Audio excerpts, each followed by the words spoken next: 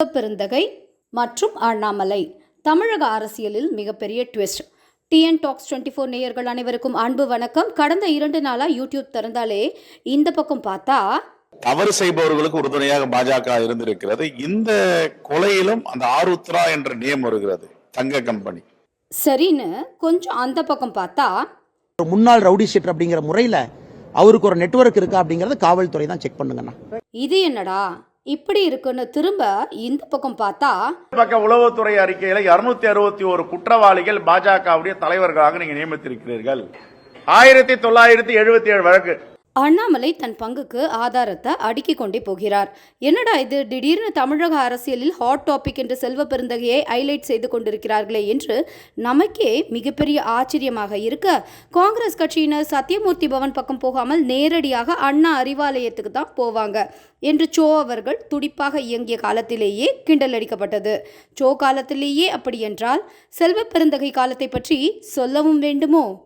திமுகவுடன் கூட்டணி பேச்சுவார்த்தையின் போது எவ்வளவு ஆக்ரோஷமாக பேச்சுவார்த்தை நடத்தினோம் என்று கூறாமல் சூடாக பஜ்ஜியும் போண்டாவும் தந்தார்கள் என்று கூறியவர்தான் நம்ம செல்வ பெருந்தகை. அண்ணாமலை அவர்கள் சமீப காலமாக கமலாலயத்தில் மட்டும்தான் பேட்டி கொடுக்கப்படும் என்று தெளிவாக கூறியிருந்த நிலையிலும் RS பாரதி வகையரா மீடியாக்கள் எல்லாம் அவ்வப்போது குறுக்க மறுக்க கேள்விகளை கேட்கும் பழக்கத்தை விடுவதாகவே கிடையாது.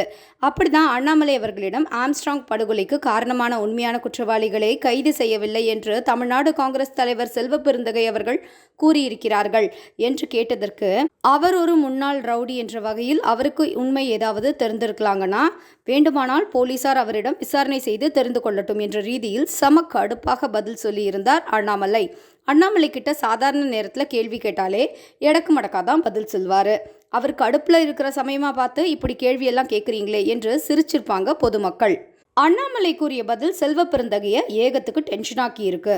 நான் ரவுடி என்பதை அவர் நிரூபிக்க தயாரா என்று கேள்வியை எழுப்பினார் செல்வ பெருந்தகை. வன்கொடுமை சட்டத்தில் புகார் அளித்தார், அண்ணாமலைக்கு முன்ஜாமீன் கூட கிடைக்காது என்று அதிரடியாக ஒரு குண்டையும் சேர்த்து தூக்கி போட்டாரு.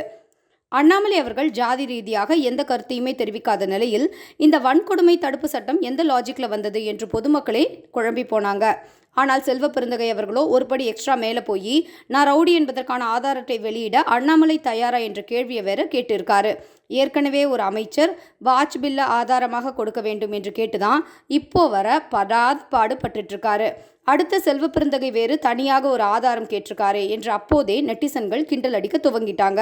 சும்மாவே வச்சு செய்யும் அண்ணாமலை இப்படி ஒரு லட்டு மாதிரி மேட்டர் கையில் சிக்கினா சும்மா இருப்பாரா? அவர் மீது இருக்கும் ஒவ்வொரு வழக்கையும் தூசி தட்டி எடுத்து ஆதாரமாக வெளியிட தொடங்கியிருக்காரு.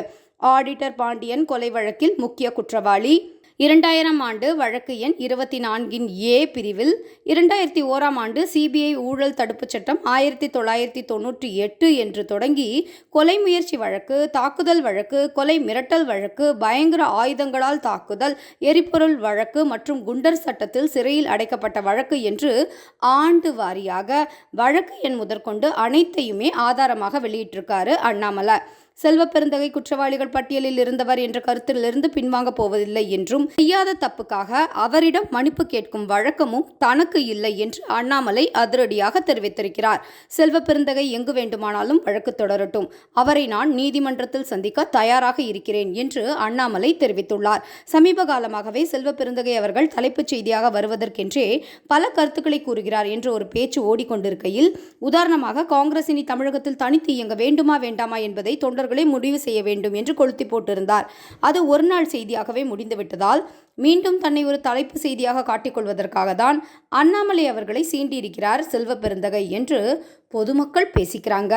அதாவது தமிழக அரசியலில் அண்ணாமலை அவர்களை பற்றி பேசினால்தான் தனக்கு ஒரு மைலேஜ் கிடைக்கும் என்று செல்வ பெருந்தகை கருதுகிறாரோ என்று எண்ண தோன்றுகிறது. ஆனால் தேவையில்லாமல் அண்ணாமலையிடம் ஆதாரம் கேட்டு தன்னுடைய மொத்த வண்டவாளத்தையும் தண்டவாளத்தில் ஏற்றி கொண்டிருக்கிறார் செல்வ பெருந்தகை. செல்வ பெருந்தகையை சுற்றி அரசியல் களம் அமையும் என்று அவர் கணக்கு போட்டிருக்கலாம். ஆனால் அதற்கு அண்ணாமலையின் பெயர் செல்வ பெருந்தகைக்கு அவசியமாகிறது. அண்ணாமலை இன்றி அரசியல் இல்லை.